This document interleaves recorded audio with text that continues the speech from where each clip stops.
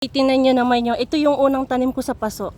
So, mahaba na siya. Pinagputulan ko na ng isa, dalawa, tatlo. So, meron na siyang bagong anak ulit.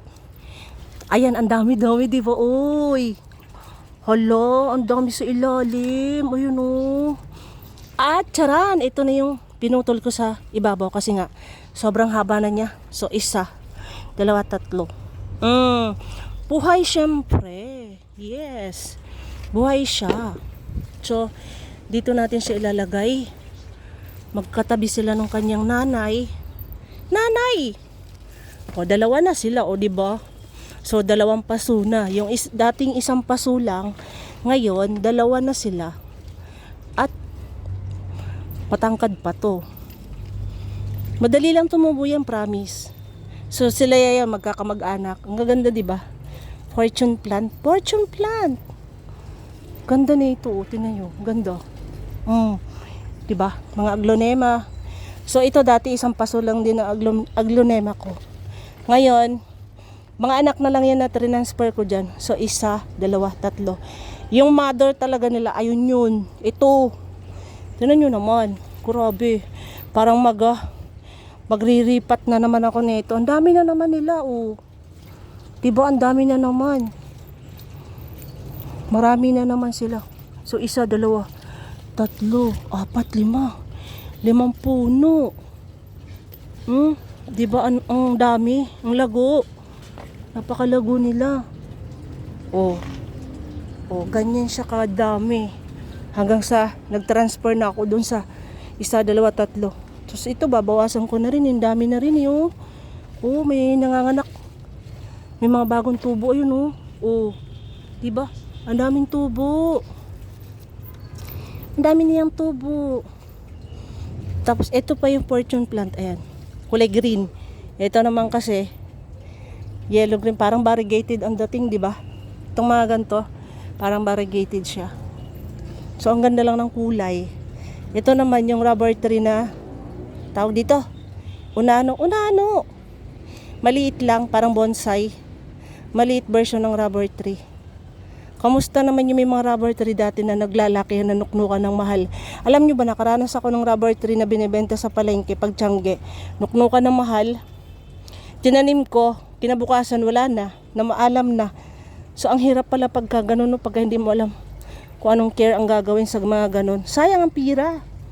So ito hinayaan ko lang. Marami na rin to. Nandun sa kabila. Dun, oh. Dun kasi marami ding halaman dun. At yung nag-iisa kong paso na hindi ko nagagalaw. Kasi yung isa nito, dalawa to talaga, as in dalawa. Na ganito rin siya.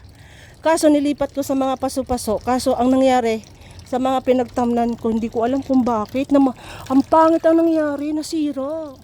Nandito sila, oh. Dito yun, ito. Ito kasi, napamahayan nitong mga to.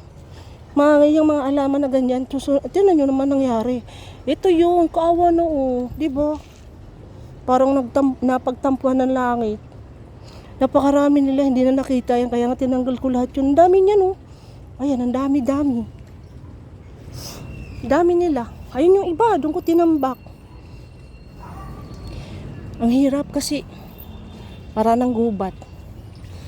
Tapos ito, wild orchids. Hindi na rin siya namulaklak. Maano nga ng tubig, mapaliguan. Tapos ito monstera, di ba? Dati sobrang malang monstera. Ngayon ganyan na lang siya. Gumapang. Ayan, yan itinanggal nung nagpalinis kami. Tinanggal yan. So iyan, panibago yan. Akalain mo may tumubo pa, siguro may naiwang ugat. Kasi nakita ko yun, tinagpas nung inutusan namin maglinis. Nawala yan. Kasi nga, sabi ko, patutubuin ko nito pagagapangin. Nung nakikita kong gumagapang na, tapos biglang tinagpas, akala bastang damo lang, o ayan, panibagong tubo. Diba? Samantalang dati, Diyos ko, pumupunta pa sa malalayo, o ito pa, o, yun pala, o.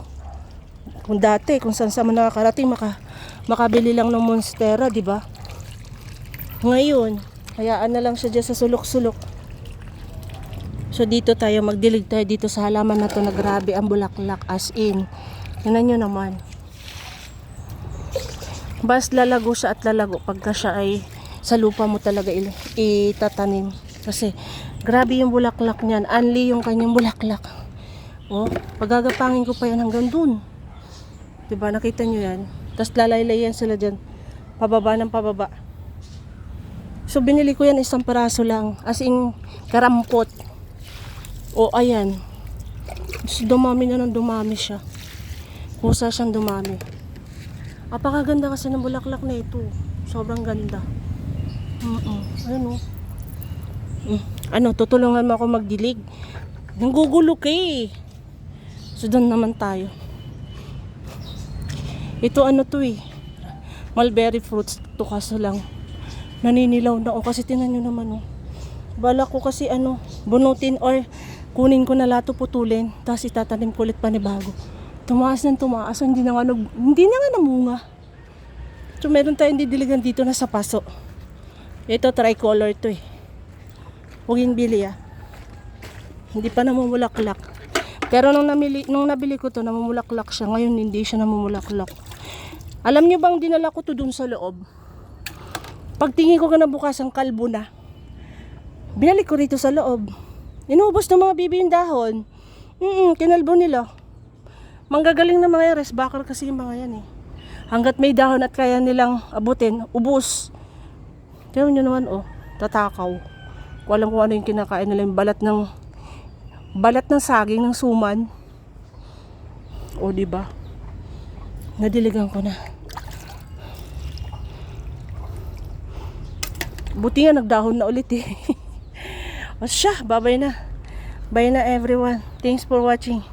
Bye!